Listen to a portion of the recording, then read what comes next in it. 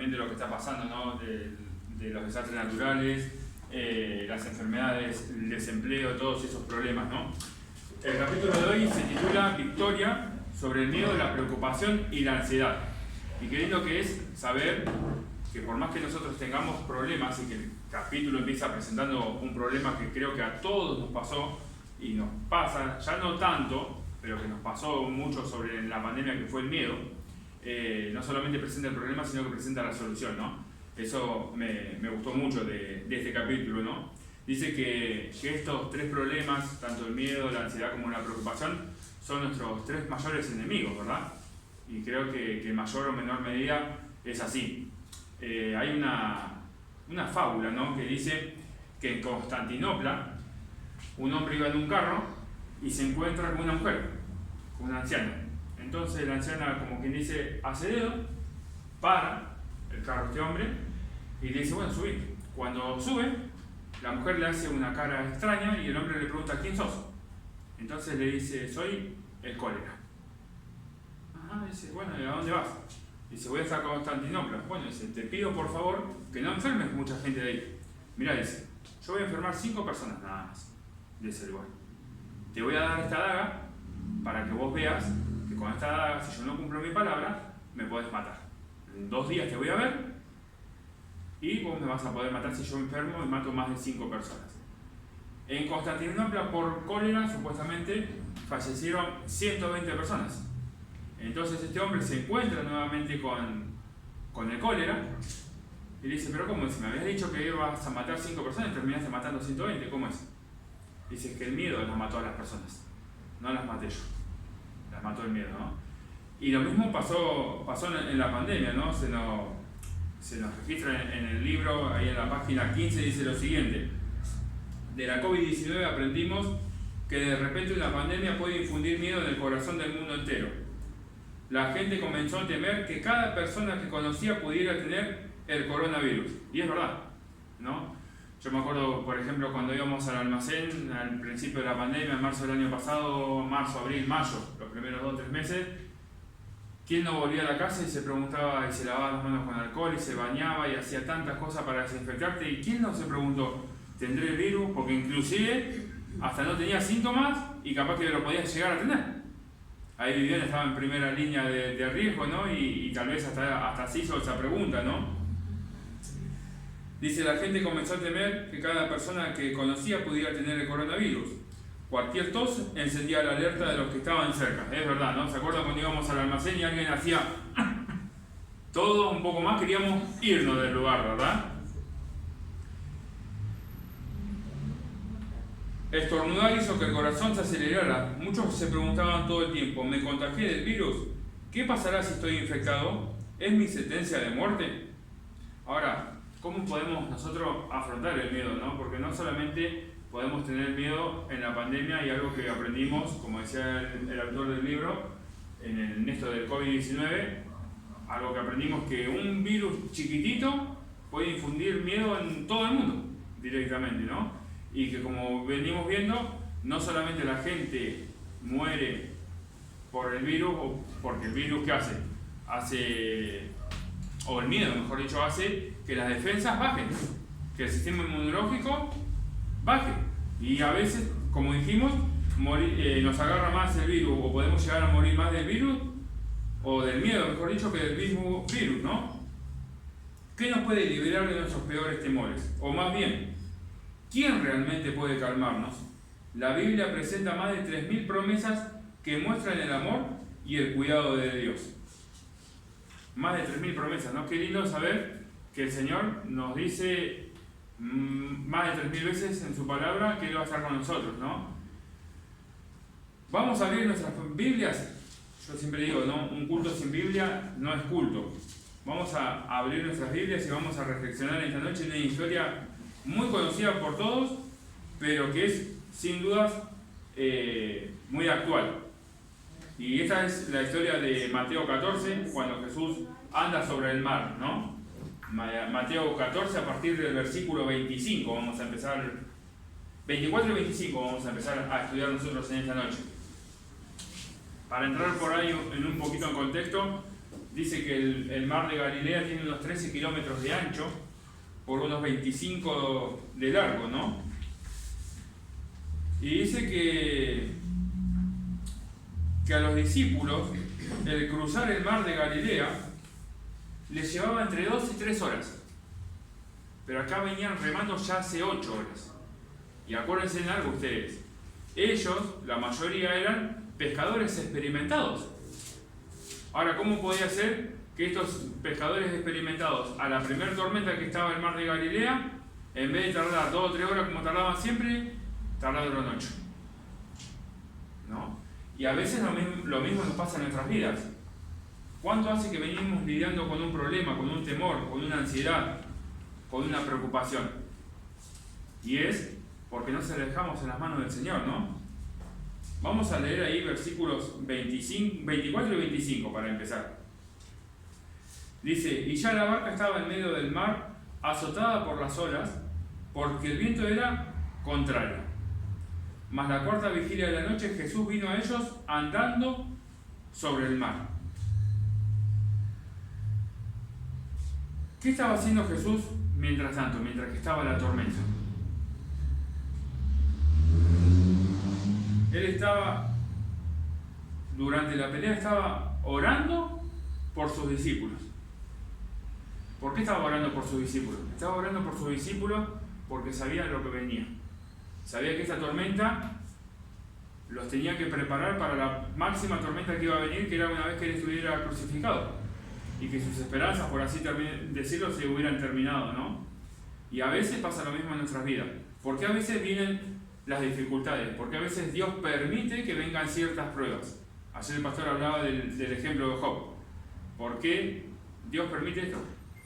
Porque si nosotros pasamos la prueba, las pruebas van a ser las que van a afianzar nuestra fe, las que van a hacer más grande nuestra fe, ¿no? Dice, Jesús sabía algo que los discípulos no sabían. La cruz se acercaba y la tormenta por la que atravesaban en ese momento aumentaría la fe de los 12.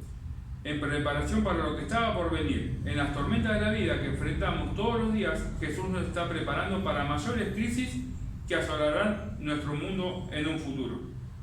Y es verdad, ¿no? En los versículos 25 y 26, vamos a leerlos. ¿Quién lo quiere leer? 25 y 26. Mas a la cuarta vigilia de la noche Jesús vino a ellos andando sobre el mar. Y los discípulos, viéndole andar sobre el mar, se turbaron, diciendo: un fantasma, y dieron voces de miedo. Hago una pregunta, hago un paréntesis y hago una pregunta. ¿Los discípulos conocían a Jesús? Sí. ¿Conocían a Jesús? Sí. De persona, porque habían pasado un tiempo con ellos. ¿Pero realmente lo conocían a Jesús? No. ¿Saben por qué no lo conocían a Jesús? Primero porque nunca habían entendido hasta ese entonces cuál era el ministerio de Jesús. Ellos siempre pensaban que Jesús iba a venir a liberarlos del yugo romano y se peleaban entre ellos quién iba a ser el primero que iba a ocupar el lugar, ¿no?, en el reino de este mundo. O sea que no conocían a Jesús verdadero, porque no conocían a Jesús Mesías, a Jesús que iba a morir por cada uno de ellos y por cada uno de nosotros. Ahora sí lo conocían porque habían pasado tiempo con él. Tuvo que pasar la prueba de la que ya todos sabemos para que supieran de él, ¿no? Ahora, por eso ellos dicen un fantasma también, ¿no? Porque a veces también lo nuevo, lo desconocido para nosotros, nos da miedo, ¿no? Los discípulos quedaron aterrorizados. Ese es el problema. Temieron lo desconocido. Vieron lo que pensaron que era un fantasma. Y allí había muchas creencias, ¿no?, en esa tierra sobre la existencia de fantasmas, ¿no? Hay quienes dicen: no te preocupes, todo estará bien, pero tú y yo sabemos que las cosas no siempre salen como queremos. Por lo tanto, muchos entran en el juego de ¿qué pasa si, no? Esa es otra cosa que también nos pasa a veces con el miedo, ¿no? ¿Qué pasa si nos enfermamos? ¿Qué pasa si nos da cáncer? ¿Qué pasa si son las 10 de la noche y allí las mujeres y el marido no ha llamado, no ha llegado a la casa, no habrá tenido un problema, no habrá tenido un accidente de tránsito, ¿no? Las preguntas de qué pasaría si deberían ceder su paso ante la voz de Cristo, quien proclama el medio del mar embravecido de la vida. No tengan miedo. Miren lo que dice el versículo 27, ¿no? Pero enseguida Jesús les habló diciendo: tened ánimo, yo soy, no temáis. Me encantan estas palabras de Jesús porque los discípulos estaban atemorizados, estaban seguramente remando, dijimos, tenían que tardar 2 o 3 horas en cruzar el mar y estaban tardando 8. Seguramente estarían cansados ya, estarían con las tormentas, estarían lidiando. Jesús que se les aparece y piensan que es un fantasma, le da miedo, pero las palabras de Jesús automáticamente dan consuelo, ¿no? Porque le dicen: pero enseguida Jesús les habló diciendo: tened ánimo, yo soy, no temáis, ¿no? Jesús es la respuesta a los temores abrumadores que consumen nuestra energía, dice la página 17. Roba nuestra alegría y arruina nuestra salud. El miedo necesita dar lugar a la fe a medida que ajustamos nuestro enfoque. El miedo es una emoción. No siempre podemos controlar nuestras emociones. Ellas van y vienen. A menudo nos inundan en forma inesperada. La fe es una actitud. Significa confiar en que Dios es nuestro amigo, que nos ama y que nunca nos hará daño. Y es verdad, ¿no? El miedo es un sentimiento. Y a veces los sentimientos engañan. Y a veces también, por más cristianos que somos, si yo meto los dedos en el enchufe, ¿qué es lo más seguro que me va a pasar? Por más cristiano que sea. Me va a dar electricidad, ¿no? O sea que como cristianos tenemos sentimientos. Y está bien tener sentimientos. Ahora, no deberíamos movernos por los sentimientos, sino por la fe. Porque la fe es la que nos hace tomar la actitud de ¿qué? De depositar todos nuestros problemas, nuestros miedos, nuestras ansiedades, nuestras preocupaciones en Jesús. Por eso es la diferencia, ¿no? Entre los sentimientos y la fe. Me gustó ese punto que toca el autor del libro, ¿no? Vamos a leer el versículo 28. ¿Quién quiere leer ahí el versículo 28 de Mateo 14? Yo. Entonces le respondió Pedro y dijo: Señor, si eres tú, manda que yo vaya a ti sobre las aguas. Bien. Pedro no permitió que sus miedos anularan la fe, ¿no? Y le hicieran perder el foco. En medio de la tormenta y las olas furiosas le gritó a Jesús: Señor, si eres realmente que eres tú, ordéname que vaya hacia ti, caminando sobre el agua. Y hay algo lindo que hizo Pedro. Pedro bajó del barco. Pedro dejó el miedo que todos o la mayoría tenían de haber visto un supuesto fantasma, bajó del barco y obedeció a Jesús, ¿no? Y sin dudas es algo que nosotros tendríamos que hacer, ¿no? ¿Qué es lo que empezó a hacer Pedro? Empezó a mirar a Jesús. ¿Cómo cambia nuestra vida cuando nosotros empezamos a mirar a Jesús, ¿no? Por más miedo, por más preocupaciones, por más ansiedad que tengamos en este mundo, como decía el canto, ¿no? Él nos prometió que habría sol todos los días, pero así nos da esperanza en medio del dolor, ¿no? Versículo 29. ¿Qué es lo que dice Jesús? ¿Cuál es la respuesta de Jesús a esta solicitud de Pedro, ¿no? ¿Quién lo quiere leer? Y él dijo: ven. Y descendiendo Pedro de la barca, andaba sobre las aguas para ir a Jesús. Justamente lo que estábamos diciendo, ¿no? Jesús respondió a la solicitud de Pedro con un par de palabras: sí, ven, ¿no? Jesús nunca dice mantén distancia. Él nunca dice tú decides. Jesús nunca dice deja de molestarme con esto, ya tengo demasiado con los problemas para resolver en el mundo, ¿no? ¿Cuáles son tus mayores miedos? ¿Cuáles son mis mayores miedos? ¿Qué es lo que más nos preocupa? Cristo es más grande que nuestros temores. Es más grande que nuestras dudas, es más grande que nuestras preguntas. Y nos invita a ir en Él en medio de las mares tormentosos de la vida, ¿no? Y fue una respuesta enseguida de Jesús. Ven, ¿no? Me encanta la respuesta de Jesús. Y descendiendo Pedro de la barca, andaba sobre las aguas para ir a Jesús, ¿no? Mientras Pedro mantuvo sus ojos fijos en Jesús, caminó sobre el agua. Pero le sucedió algo que también nos sucede con frecuencia en las tormentas de la vida. ¿Qué es lo que le sucedió? Ahí el versículo 30 lo dice, ¿no? Pero al ver el fuerte viento, tuvo miedo. Y ahí está lo que estábamos diciendo, ¿no? El miedo, la ansiedad y las preocupaciones. Y comenzó a hundirse, dio voces diciendo: Señor, sálvame. Cuando el miedo nos supera, nos hundimos porque nuestra fe se ha hundido. En el momento en que Pedro comenzó a hundirse en el mar tormentoso, solo había una cosa que podía salvarlo. No era su habilidad como pescador experimentado, no era su conocimiento del mar de Galilea, no era su sabiduría para resolver los problemas, no era su habilidad para nadar sobre el bote. Cuando Pedro comenzó a hundirse, gritó: sálvame, Señor, ¿no? Su confianza en el Señor. Ahí dice, ¿no? Pero al ver el fuerte viento tuvo miedo y comenzó a hundirse y dio voces diciendo: Señor, sálvame, ¿no? Qué lindo es saber que cuando nosotros tenemos problemas en este mundo, Jesús está ahí esperando que nosotros acudamos a Él, que la decisión es nuestra, pero que Él está con los brazos abiertos, ¿no? Esperando. A veces también puede ser un grito desgarrador del alma, ¿no? Que necesitamos de Él. Ojalá que no lleguemos a ese límite, ¿no? Ojalá que en cada momento de nuestras vidas podamos hacer de Jesús el centro de nuestras vidas, ¿no? Entonces no llegar a ese punto de desesperación. Pero a veces sí. A veces llegamos a un punto en el cual decimos: ¿hasta cuándo, Señor? ¿Hasta cuándo los problemas nos van a acosar? Y hay algo que me gusta, si me acompañan, sin perder ahí Mateo 14, vamos a ir al Salmos 13.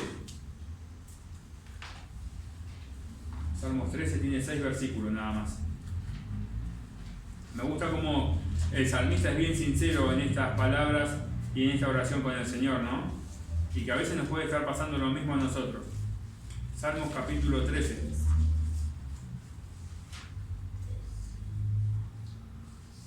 Miren cómo habla el salmista, ¿no? David con el Señor. Dice: ¿hasta cuándo, Jehová, me olvidarás para siempre? ¿Hasta cuándo esconderás tu rostro de mí? ¿Hasta cuándo pondré consejos en mi alma, con tristeza en mi corazón cada día? ¿Hasta cuándo será enaltecido mi enemigo sobre mí? Mira, respóndeme, oh Jehová, Dios mío. Alumbra mis ojos para que no duerma de muerte. Para que no diga mi enemigo: lo vencí. Mis enemigos se alegrarán si yo resbalara. Me gusta, ¿no? Porque el salmista le está diciendo acá al Señor: ¿hasta cuándo, Jehová? ¿Hasta cuándo va a ser este problema? ¿Será que te vas a olvidar de mí? Y a veces en los miedos, en las preocupaciones, en las ansiedades, nos pasa lo mismo, ¿no? Cuando hay un problema, una pérdida de un ser querido, cuando hay una prueba difícil como una pérdida de un trabajo, cuando tal vez un hogar se está desarmando, cuando perdemos las esperanzas prácticamente de todo, ¿no? No nos pasa que decimos: Señor, pero ¿hasta cuándo? ¿Hasta cuándo va a ser este problema? Ya estoy harto, ¿no? Ya estoy cansado hasta de este mundo, ¿no? Pero me gusta ahí el salmista como sigue diciendo. ¿Quién lo quiere leer los últimos versículos que nos quedaron en el 5 y el 6? Mas yo en tu misericordia he confiado, mi corazón se alegra en tu salvación. Cantaré a Jehová porque me ha hecho bien. Me gusta cómo habla el salmista, ¿no? Aunque haya problemas, aunque haya dificultades, aunque yo piense que Jehová se haya olvidado de mí, lo cual no es así. ¿Hasta cuándo pondré consejos en mi alma, con tristeza en mi corazón cada día? Pregunta él. Pero así todo él dice: mas yo en tu misericordia he confiado, mi corazón se alegrará en tu salvación, ¿no? Qué lindo es confiar en el Señor de esa manera, ¿no? Que aunque el barco y las tormentades de este mundo nos azoten, podamos confiar en el Señor, ¿no? Creo que esa es la mejor respuesta, la mejor victoria sobre el miedo, la ansiedad y las preocupaciones, ¿no? ¿Saben quién era, y ahí volviendo a Mateo 14, quién era un testigo ocular de todo esto? El mismo Mateo. ¿Quién lo está escribiendo? El mismo discípulo Mateo, ¿no? Mateo fue testigo de este milagro, ¿no? Cuando Pedro gritó, Jesús respondió de inmediato: Cristo está presente en las tormentas de la vida, está aquí cuando las olas son altas y la noche es oscura. Ahora, ¿se dieron cuenta que hay dos tipos de grito en esta historia? Está el grito de los discípulos cuando piensan que Jesús es un fantasma y un grito de miedo, y el grito de desesperación, pero de confianza de Pedro en Jesús. Dos tipos de grito, ¿no? Interesante, ¿no? Uno de miedo y uno de fe, se podría decir, tranquilamente, ¿no? Me gusta cómo en esta historia se pueden sacar cosas actuales para nuestra vida, ¿no? Pedro tuvo suficiente fe para salir del bote, pero no para atravesar la tormenta. Jesús a menudo permite que las tormentas de la vida nos sobrevengan para aumentar nuestra fe. El trabajo de la fe es garantizar que nuestras dudas reciban las respuestas correctas de Dios. Se cree que en la Biblia hay unas 365 promesas del Señor para aumentar nuestra fe. O sea que podría decirse que hay una para cada día, ¿no? Qué lindo. Y qué lindo sería que hoy, como tarea, por así decirlo, empecemos a anotar, ¿no? Empecemos a buscar en la Biblia esas 365 promesas del Señor, ¿no? Así tendríamos una para cada día, ¿no? Hay una que me encanta a mí, que está en el libro, que está ahí en la página 20, y que está en Isaías 41:10. Vamos a buscarla. Isaías, capítulo 41, versículo 10. Antiguo Testamento, capítulo de Isaías, capítulo 40, versículo 10. Dice lo siguiente: He aquí que Jehová, el Señor, vendrá con poder, y su brazo señorará. He aquí que su recompensa viene con él, y su paga delante de su rostro. Que aunque los problemas sean difíciles en este mundo, el Señor dice, ¿no? Y otra que está ahí en Isaías 41:10 también. Dice: no tengas miedo, porque yo estoy contigo, ¿no? ¿Por qué no debemos temer? ¿Por qué no debemos tener miedo? Es una pregunta que hace el autor del libro, ¿no? Y me gusta mucho. Porque Jesús está con nosotros. No importa por lo que pasemos, Él está a menudo a nuestro lado. No tengas miedo, porque yo estoy contigo. No te desalientes, porque yo soy tu Dios.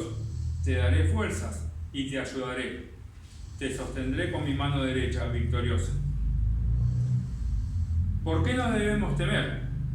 La razón no es porque creamos que nunca nos enfrentaremos. La respuesta no es porque pensamos que tampoco nunca nos enfermaremos. La respuesta correcta es: la libertad del miedo se basa en la certeza de la presencia de Cristo con nosotros. Ayer hablábamos un poquito de la historia de Job, ¿no? ¿Se acuerdan cuando Job tuvo todas esas pruebas, que dice que venía un siervo y le decía, bueno, todo tu ganado se prendió fuego y se murió todo, y el único que vino y para contártelo fui yo? No terminaba de hablar que venía y le decía, bueno, tu casa se prendió fuego y tu familia murió, y solamente he venido yo para contártelo. Y así venía uno atrás del otro, ¿no? Pero me encantan las palabras de Job, porque Job dice: pero yo sé que mi Redentor vive, y que al fin se levantará sobre el polvo, y que después deshecha esta piel, en mi carne he de ver a Dios. Job estaba absolutamente seguro de que llegaría un mejor momento, y que un día vería a Dios, cara a cara. Hasta entonces, con esperanza y confianza, pudo exclamar: Dios podría matarme, pero es mi única esperanza. Y a veces creo que lo mismo nos tendría que pasar a nosotros, ¿no? En este mundo de miedo, en este mundo que da terror realmente, porque da terror, a veces vemos tantas cosas en los noticieros que también nos bombardean, ¿no? Los medios de comunicación, pero son realistas.